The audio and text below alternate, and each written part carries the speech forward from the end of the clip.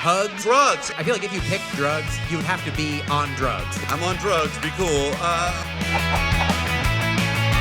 right, from this point forward, we're at no more drops on the show. So, guys, fucking strap in.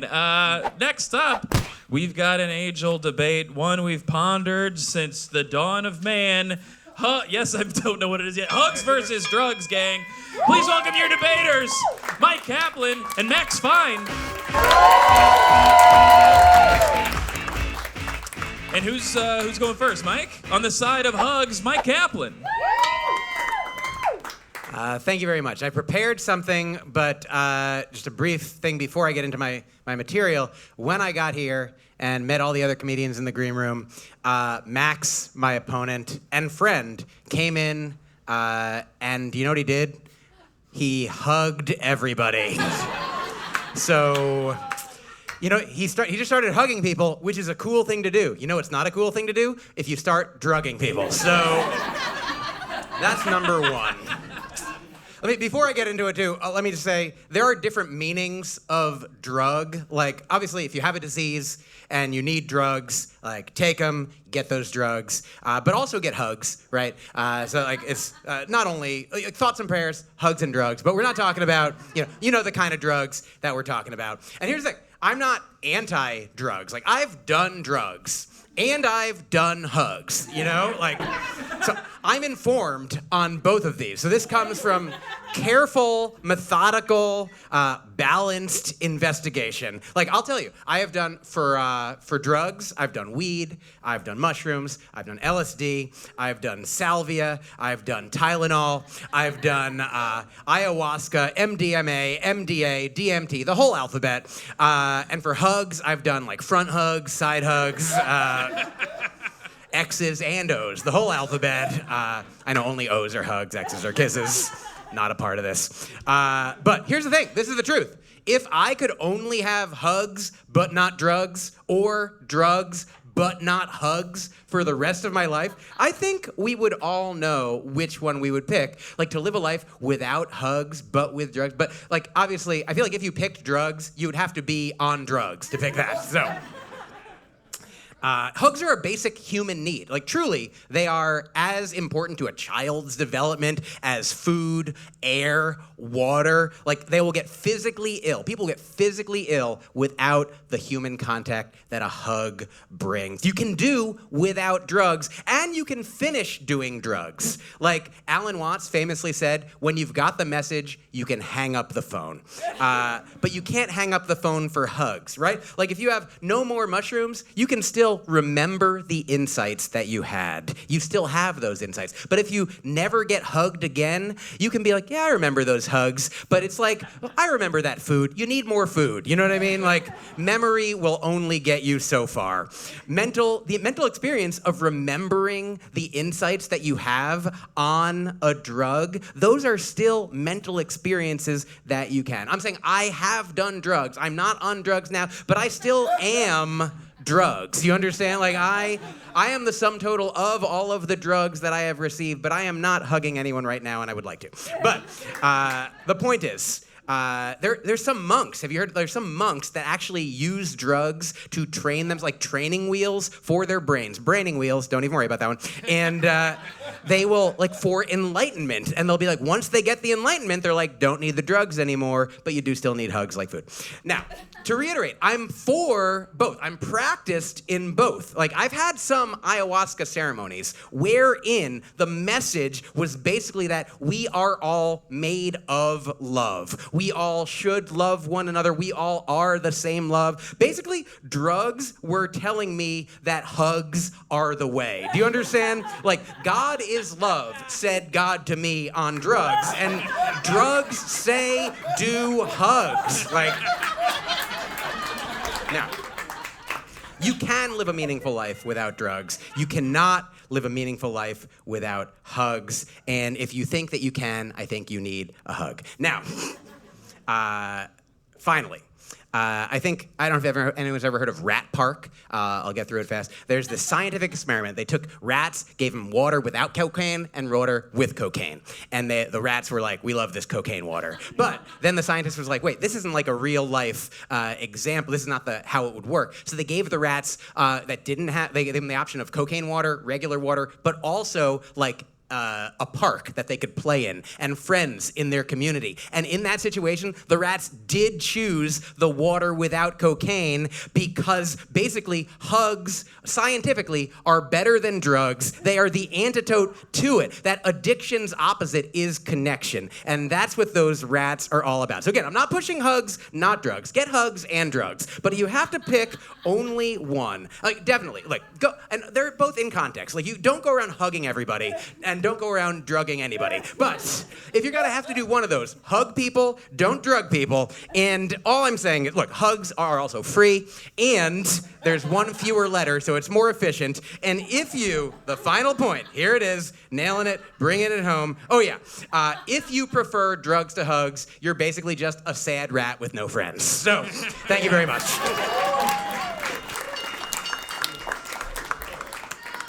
Wow.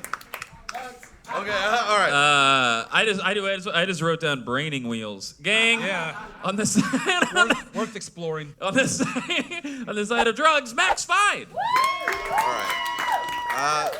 I'm on drugs. Be cool. All right. I actually always wear glasses. I thought it'd be really fun to see this blind, and still on drugs. Okay. The Sackler family.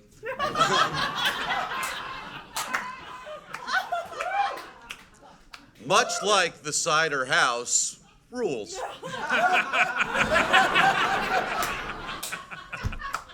Something to think about. Without the Sackler family, we wouldn't have Purdue Pharma.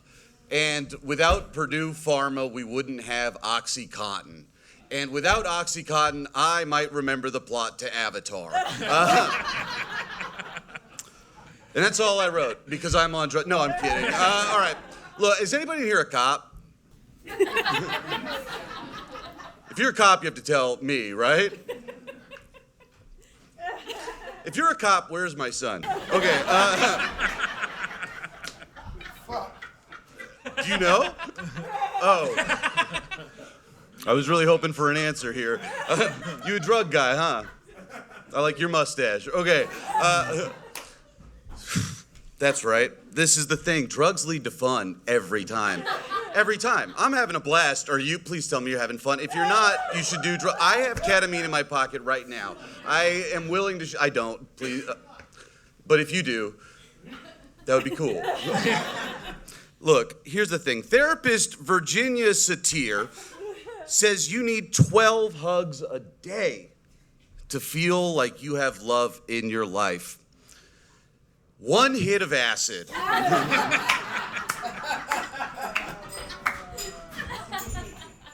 I don't know, you want to discover yourself? Does that sound like fun? Do you want to know what true love feels like internally? You know what? A hug says to somebody, hey, I love you. Doesn't say I love me. You know what does? One hit of acid and a little bit of weed. That's it. You don't need a lot, just a little bit, just to kick it in. Vitamin C pills will work. Orange juice works. Anything. Look, here's the deal. Drugs are fucking rad, okay? I think we can all see that, right? I'm wearing a Knicks hat. That makes me relatable to you guys right now. I am so fucking wet right now because of the rain. And you know what? I don't feel that bad. It's because I'm on drugs, okay? Is anybody here happy? 4 people. The rest of you should try drugs. It really is a life changer. You see what I'm saying? I'm smiling right now. I wasn't this morning, I can tell you that. You know why? I wasn't on drugs yet. Thank you. Final bell. You know what? The ring of a bell really does remind you of the end of a DMT trip, doesn't it? Just hey, you covered a lot in a little bit of time. And let me tell you right now, you probably said some things you didn't write down, but you know what? Don't worry about it, because that bell means one thing.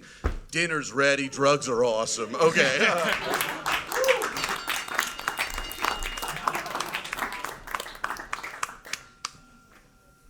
One more time on the side of hugs, Mike Kaplan. Hey. Drugs make you feel good every time?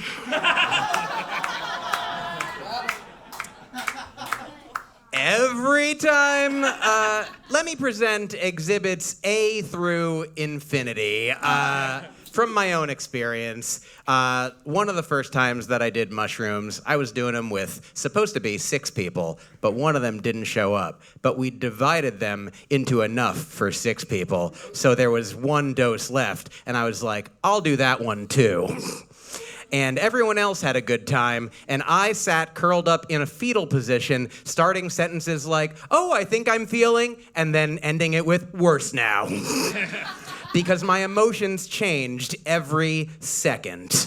I started a sentence in a different place, then a different dimension, then I finished it. One time, in 2008, I did mushrooms, and I went out walking in Boston, where I lived. That would be weird if I didn't.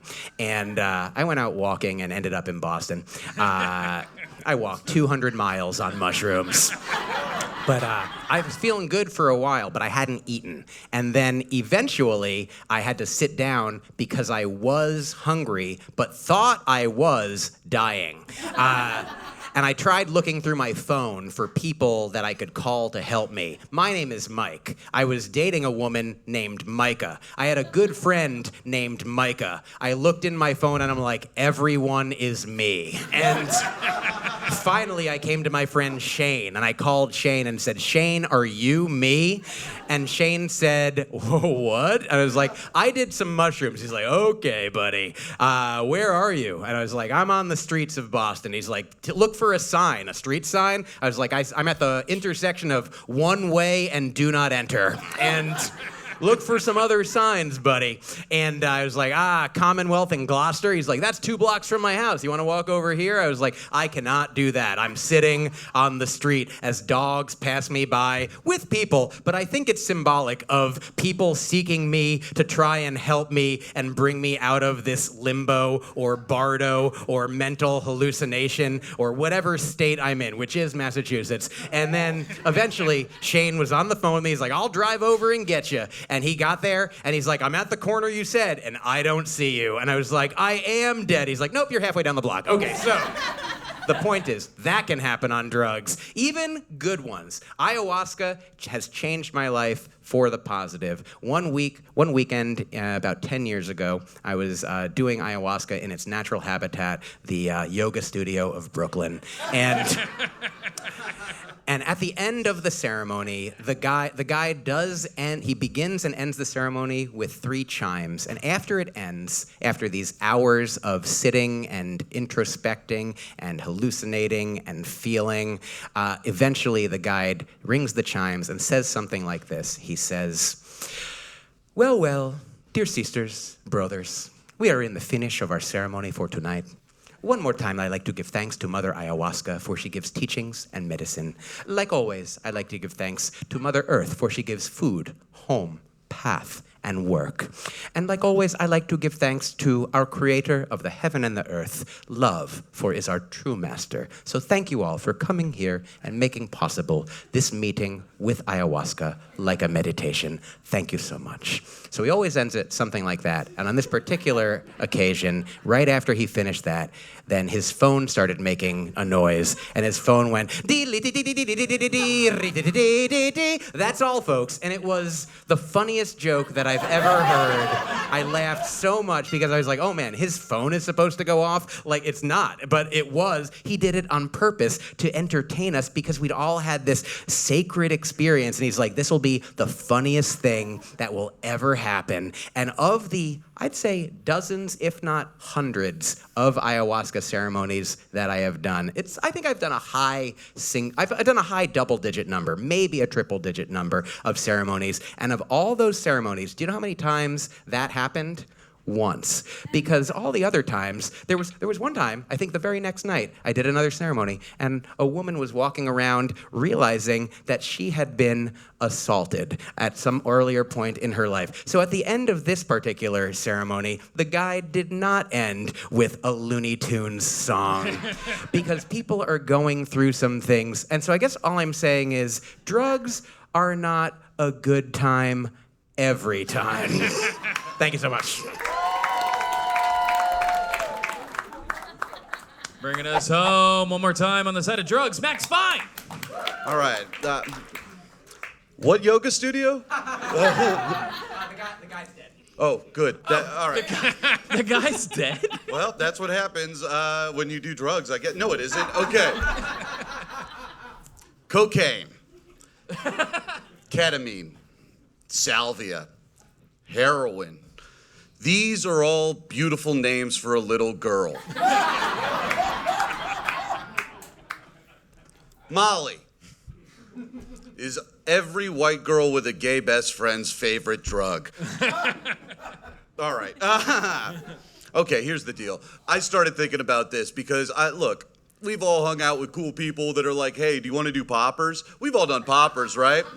Hell yeah, poppers, dude. It's the original squatty potty, dude. That'll open you right up, man. I pooped out a whole chicken. Still alive. All right. Never happened with a hug. Never heard someone say, you know what feels like your entire body is coming all at once? A hug. Seen a lot of guys kneeled over in Washington Square Park saying, I feel better than anybody else in this park. All right, never mind. That's too sad. Look, okay. They do say, physical contact grosses me out. It's just yucky. And that's the thing. You don't need that with drugs. At all. It's awesome. You looked at each other like, is that right? Yes. Let me tell you something. Drugs lead to wearing leather jackets. And nobody looks cool hugging while wearing a leather jacket. And I am nothing if not vain, okay? I better look cool as shit all the time, which is why I think I actually do need a hug, if I'm being totally honest. I've done a lot of research into not much, but I have thought in my brain, wow, that does sound nice. You know a hug releases oxytocin. I'm gonna defend hugs now. Okay. I thought that would be fun too. Look, hugging is a sign of vulnerability. That is a real display of it. And doing drugs is the ultimate mask of vulnerability. And repression fucking rules, y'all, okay? I'm gonna have a heart attack by the time I'm 32. I'm 34. All right, didn't see that coming, did you? Okay. This is a cool thing about drugs. I dropped out of high school twice. Did you? You can do that. And now I am on the same debate stage as a Harvard graduate. Not Harvard? Not quite. Not quite? No? You went in Boston though, right? Close enough, baby. The Harvard of Boston. All right. I was really, because you went to BU, right? I was really hoping you'd be like BU and I'd be like the Harvard of Boston but it's okay. Now you know that this is all something I'm thinking about because I was doing Adderall earlier today. And let me tell you, my brain is on fire, baby. I know a lot of people that are like C4 energy drink. It's like, you fucking coward, dude. Put something up your nose like an adult. You know what I mean? Who doesn't love putting shit up their nose? A lot of people here are probably like, I hope he's okay. Here's something fun. I haven't had a drink in 5 years, which is fun. You say that to people and you're like, I'll be doing like, I'll smoke a little weed, I'll snort some ketamine, and then I'll look at a friend and be like, can you believe I haven't had a drink in like 5 years? You're like, you can't do that with hugs. I haven't had a drink in 5 years is always preceded by the saddest hug of all time, dude. I've seen that play out in multiple rooms in this good city of ours. Wow, I don't know what I was getting at there. Look, I know this to be true about cocaine. I know a lot of people that have done a lot of cocaine and a lot of times have said to me, we gotta start a business. 1 out of every 100 of those businesses does succeed. I've never hugged a guy and thought we should start a business. And the only person that ever did have that thought now has to introduce themselves to everybody in their building when they move in, and not by choice, by law. You know how many times I've hit a vape pen while hugging my girlfriend? All right. Okay, yeah, a hug, like sex, does require two people, and drugs, like masturbation, don't. And that's my closing argument. What? Max Fine, everybody. Guys, let's get up. Let's get you, gang. It is time to vote. Zach, I'm split. I don't know. I think they both did so great. If you're on the side of hugs, let's hear it for Mike Kaplan. All right. And if you're on the side of drugs, let's hear it for Max Fine. Oh! Mike Kaplan is your winner! Great job. Thank you. Here's your little trophy. Do it for both these guys. Arguments and